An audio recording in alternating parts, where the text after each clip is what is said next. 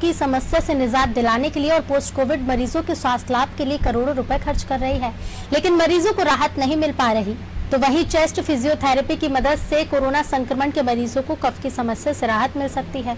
Senior physiotherapist doctor Sunil Pandey ने बताया कि वर्ल्ड हेल्थ ऑर्गेनाइजेशन ने फिजियोथेरेपी से इलाज कराने की बात कही है, इसीलिए मध्य प्रदेश सरकार को फिजियोथेरेपी की मदद से इलाज कराने की शुरुआत करनी चाहिए।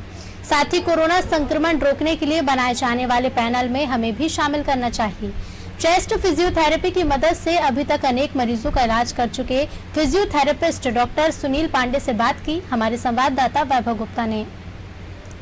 Physiotherapists have played an essential role in responding to the specific needs of COVID-19 patients.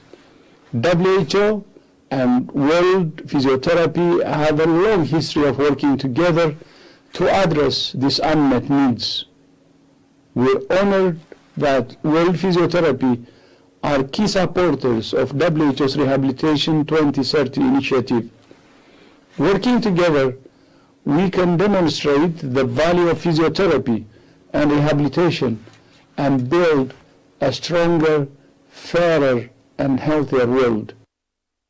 Corona संक्रमण तेजी से फैला, तमाम तरह के इलाज भी आए, लेकिन सबसे ज़्यादा लोगों को मुश्किलों का सामना करना पड़ा वो कफ को लेकर था, क्योंकि जो कफ हो रहा था उसके चलते पेशेंट बहुत ज़्यादा बीमार भी हो रहे थे, परेशान भी हो रहे थे कि फिजियोथेरेपी में इसका इलाज है।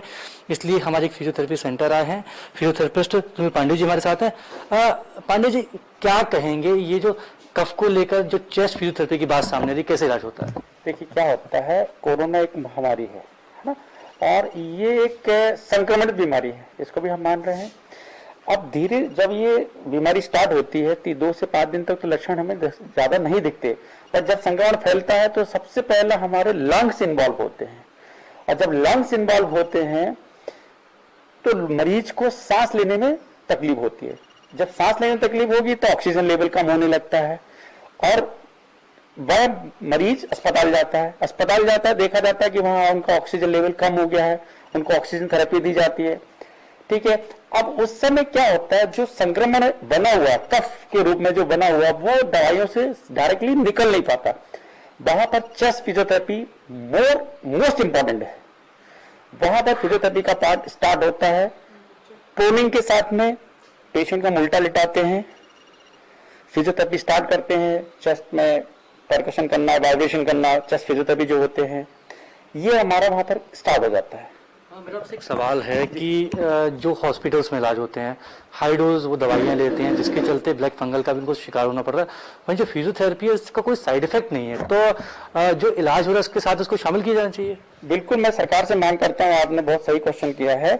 फिजियोथेरेपी का कोई साइड इफेक्ट नहीं है और इसके रिजल्ट इतने अच्छे देखे गए हैं। लगातार हम पिछले 1 साल से काम कर रहे हैं, कोविड पेशेंट में काम कर रहे हैं।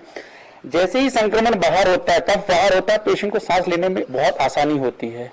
तो मैं आपके माध्यम से सरकार से या जितने भी इस संबंधित जुड़े हुए लोगों से यही कहूंगा कि जितने भी कोविड सेंटर आपने बनाए हैं, जितने भी आपके पास हॉस्पिटल हैं कोविड वाले, वहां फिजियोथेरेपी कंपलसरी कर देनी चाहिए। पेशेंट को, गंभीर जो पेशेंट्स हैं उनको फिजियोथेरेपी, चेस्ट फिजियोथेरेपी कंपलसरी करनी चाहिए।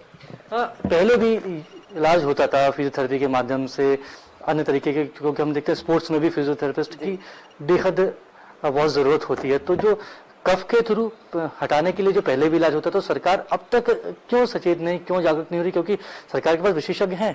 देखिए, मैं आपसे ये कहूंगा कि 2008 से मध्य प्रदेश सरकार ने फिजियोथेरेपी कोर्स की जो मान्यता दी हुई है मास्टर्स कोर्स के लिए, उनमें कार्डियो रेस्पिरेटरी एक अलग सब्जेक्ट होता है जिसमें 2 साल का फिजियोथेरेपी कोर्स होता है। तो मैं पिछली बार भी कई दिनों से लिख भी रहा हूँ, बोल भी रहा हूँ सरकार को, आप सबके माध्यम से, प्रिंट मीडिया, इलेक्ट्रॉनिक मीडिया, कि फिजियोथेरेपिस्ट को हायर करना चाहिए सरकार को। और इस बीमारी में, जो कि WHO ने भी वीडियो जारी करके कहा है कि इस बीमारी में दवाओं के साथ साथ फिजियोथेरेपी का बहुत अहम रोल है, और हम सरकार से कह रहे हैं कि आप उस पैनल में, उस ग्रुप में इन्वॉल्व करिए जो प्रोटोकॉल है, और फिजियोथेरेपी की सेवा लीजिए।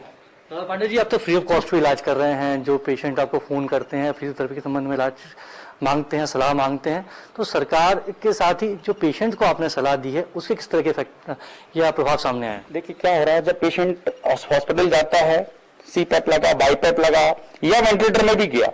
अब पोस्ट कोविड भी हमारा, तो वैसे तो ड्यूरिंग कोविड में जब पेशेंट ICU में है तो फिजियोथेरेपी का अहम रोल है, वहां से पेशेंट अगर रिकवर हो भी गया है तो आपको पोस्ट कोविड में भी फिजियोथेरेपी रिहेबिलिटेशन की जरूरत पड़ेगी। क्यों? क्योंकि लंग्स की मांसपेशियां जो रेस्पिरेटरी मसल्स है वो हमारी वीक हो गई हैं, उनको वीकनेस के लिए आपको deep breathing exercise, pyrometer exercise, ये सब कुछ करा के ही आप पेशेंट को दोबारा से रिकवर कर सकते हैं। तो बिल्कुल जिस तेजी से कोरोना का संक्रमण फैला, तो ऐसे में हमने देखा कि बेहद अहम जो कह सकते हैं ज़रूरत या जिस तरीके से इलाज किया फिजियोथेरेपिस्ट ने, जिस तरह सुनील पांडे जी ने भी हमको बताया कि अगर कफ को शरीर से निकालना है तो जो एक्सरसाइज होती हैं कफ को लेकर, चेस्ट को लेकर, वो बेहद ज़्यादा सही होती है। और एक मांग भी कर रहे हैं फिजियोथेरेपिस्ट होने के नाते कि सरकार इन्हें पैनल में शामिल करे, क्योंकि फिजियोथेरेपी का कोई नेगेटिव इफेक्ट भी नहीं होता और मरीज फिजियोथेरेपी की जल्द ही ठीक भी हो जाता है और उससे भविष्य में भी किसी तरह की कोई भी परेशानी का सामना नहीं करना पड़ता है। एक चीज और शायद सुनील जी बोलना चाहते हैं। मैं आपसे एक चीज, आपके माध्यम से एक और चीज कहूंगा, जैसे कि दवाई लिखते हैं, डॉक्टर दवाई लिखता है, उसका निर्धारित डोज होता है, कितना लेना है, कितना आपको लेना है, वो डॉक्टर डिसाइड करता है। उसी तरीके से मैं आपके माध्यम से आम पब्लिक को जागरूक करूंगा कि आपको जो फिजियोथेरेपी करने बोला जाता है या एक्सरसाइज करनी है, व्यायाम भी एक दवाई का रूप है, आपको कितना करना है, कितना नहीं करना है, ये आपको एक्सपर्ट की सलाह से ही करना चाहिए। अदरवाइज आपको उसके साइड इफेक्ट भी हो सकता है, आपको नुकसान भी हो सकता है। अगर आपने मन से कुछ एक्सरसाइज कर लिया, गलत कर लिया, ज्यादा कर लिया, तो उसके नुकसान भी आपको देखने पड़ सकते हैं। तो इसलिए एक्सपर्ट की सलाह लें और खासतौर से फिजियोथेरेपिस्ट की सलाह लें। बिल्कुल, जिस तरह से दवाई खाते हैं तो एक्स्ट्रा नहीं खाते, क्योंकि पता होता है साइड इफेक्ट हो सकते हैं। तो जो आप एक्सरसाइज करते हैं, कई बार यूट्यूब पर वीडियोस देखकर भी करते हैं, तो एक बार एक्सपर्ट की सलाह जरूर लीजिए, नहीं तो उसके नेगेटिव इफेक्ट भी देखने को मिल सकते हैं।